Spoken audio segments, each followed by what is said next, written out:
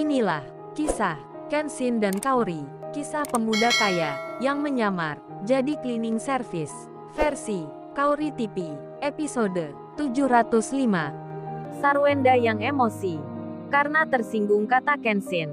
Kenshin yang bicara tentang ibu yang meninggalkan anaknya. Anaknya kini bersama Kenshin pula.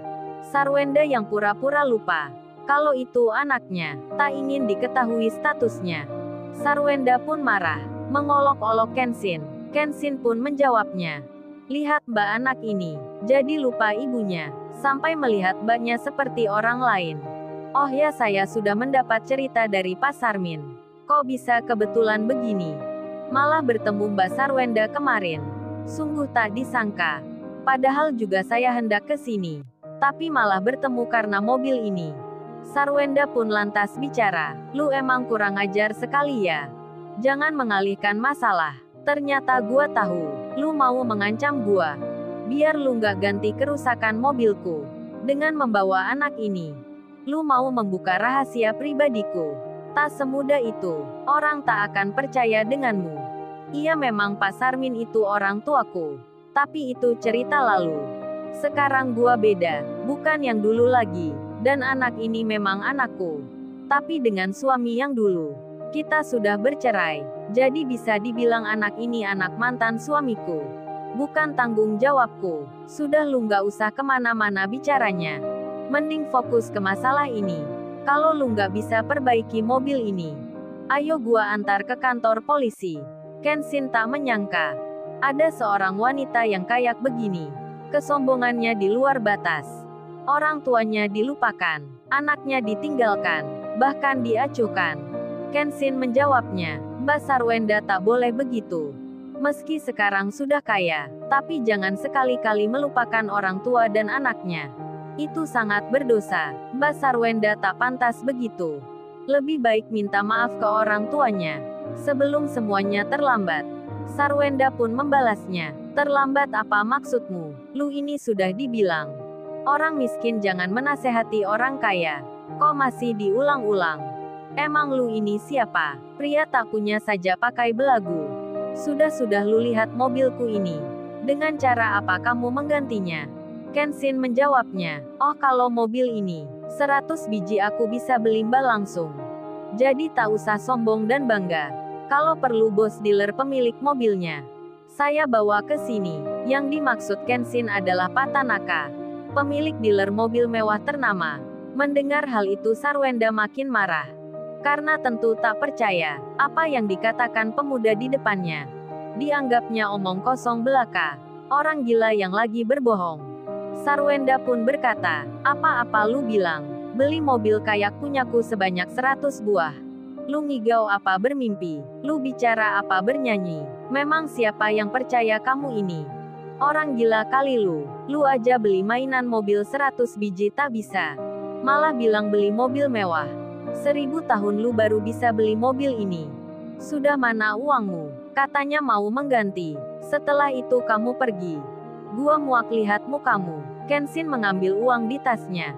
Baru mengambil satu, Sarwenda langsung berkata, "Apa-apa kamu bawa uang 1 juta? Emang untuk apa uang segitu? Mau makan di warung? Buat bensin mobil gua aja tak cukup. Sudah kalau gitu lu gua laporin ke cowokku Ferry. Biar diurus nantinya. Besok gua akan datang ke rumah yang kemarin, yang bernama Pak Mamat itu. Akan gua tanya rumahmu. Gua samperin di sana, bersama polisi banyak biar menangkapmu. Kurang ajar sekali lu ini. Sudah tak tahu diri, berlagak jadi orang yang baik. Sekarang lu pergi, tinggalkan tempat ini. Gua benci sama lu." Kenshin yang mendengar itu, tak jadi mengeluarkan uangnya semua. Kemudian Kenshin menjawabnya, "Baiklah saya tunggu dengan senang hati. Silahkan datang ke rumah saya. Diajak pula banyak orang tak mengapa. Pasti saya akan menyambutnya." Lalu Kenshin bicara pada anak kecil yang digendongnya, "Ayo Saka kita pulang. Entar mampir di restoran. Kita akan makan es krim bersama." Saka anak kecil itu nampak senang. Kenshin tak bicara lagi dengan Sarwenda. Langsung meninggalkan. Kenshin naik taksi kemudian pergi. Beberapa jam pun berganti. Pak Tony bos perusahaan ini mendapat kabar dari relasi kerjanya, kalau besok akan datang ke tempatnya untuk membicarakan masalah kerjasama. 25 perusahaan siap akan menopang. Pak Tony begitu senangnya akan mendapatkan proyek yang besar.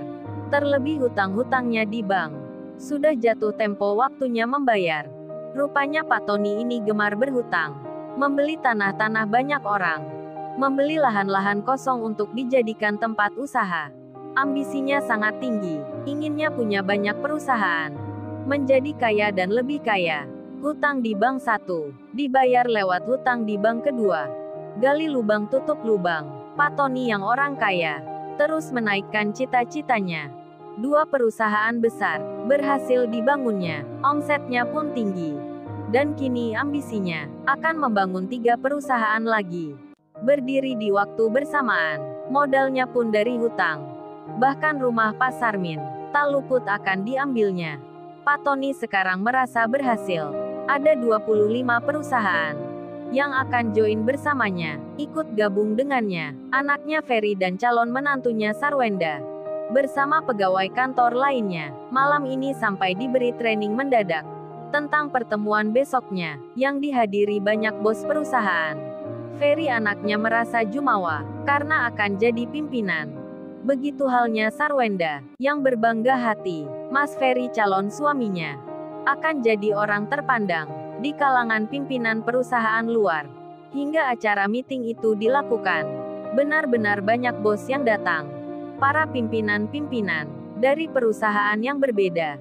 Mereka hadir satu persatu, menghadiri acara kerjasama ini. Di saat itu jam 9 pagi, pembicaraan yang penting dimulai. Tentang rencana proyek kerja, Sarwenda sekretaris itu mengikuti. Demikian Ferry calon suaminya yang menjadi ketua di sini. Singkat cerita, terjadi kesepakatan antara Pak Tony pemilik perusahaan dengan perusahaan lainnya. Hingga acara selesai, Sarwenda mendapat kabar ada orang yang mencarinya. Ternyata itu orang tuanya bersama pemuda kemarin dan anaknya.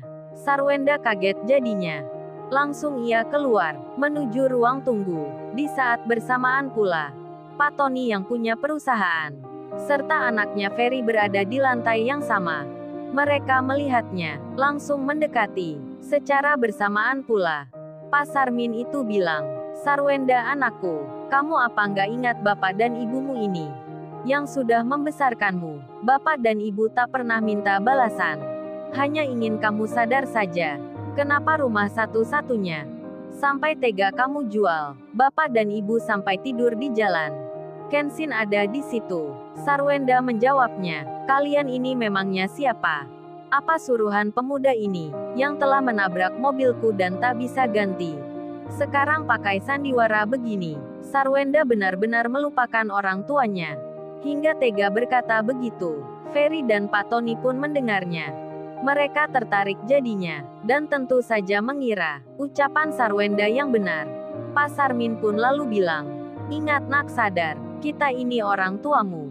Ini ada ibumu. Masa kamu tega nak? Sarwenda makin marah. Kenshin yang dituju. Helu laki-laki culun. Emang ada apa sih lu? Mengajak orang miskin ke sini. Mengaku sebagai orang tuaku. Maumu memangnya apa? Mau masuk penjara bersama mereka? Pak Tony pun ikut bicara. Hei kamu anak muda yang kemarin. Kemarin membawa anak kecil. Sekarang mengajak pengemis. Sepertinya kamu ini harus diberi pelajaran. Ini perusahaan besar bukan pasar. Kalau mau meminta-minta di luar. Kenshin menjawabnya. Saya kesini mau minta kembali rumah bapak ini yang dibeli dengan ditipu. Kenshin menyebut alamat rumahnya. Pak Tony pun jadi marah. Memangnya kamu siapa? Menuduh perusahaan ini penipu. Kurang ajar sekali kata-katamu. Orang miskin seperti kamu sudah berani bicara dengan saya tak sopan. Saya ini yang punya perusahaan ini. Sekali perintah bisa memecat orang. Kok kamu berkata kurang ajar? Memangnya kamu ini bisa apa ha? Ferry anaknya pun ikut berkata. Mengolok-olok Kenshin pula. Sudah lu orang tak punya. Cepat pergi dari sini. Security tolong diamankan orang-orang ini dari sini. Security pun bilang, dengan nada marah memerintahkan. Ayo kalian bikin rusuh saja di sini. Cepat-cepat tinggalkan tempat ini. Kenshin menjawabnya. Oh baiklah kalau begitu. Berhubung Sarwenda ini sudah berkata tak baik pada orang tuanya. Tak mau mengakui pula. Serta Anda yang mengusir kami. Baiklah kalau begitu. Hari ini juga, saya bisa membuat perusahaan Bapak jatuh. Tak akan ada yang bisa dikerjakan. Kenshin memegang teleponnya. Kenshin bicara. Halo Pak Tanaka, tolong dijemput Pak Sarmin ini. Halo Pak Michael, tolong segera dibatalkan. Semua yang kerjasama dengan perusahaan ini. Saya tak mau satupun menjalankan. Perintah pun dilaksanakan. Sarwenda mendengarnya dengan tertawa. Dikira Kenshin orang gila. Di sela itu Pak Tanaka datang. Pemilik dealer mobil mewah itu. Masuk ke perusahaan. Lalu, bagaimana kisah selanjutnya? Subscribe channel ini untuk episode berikutnya. Terima kasih.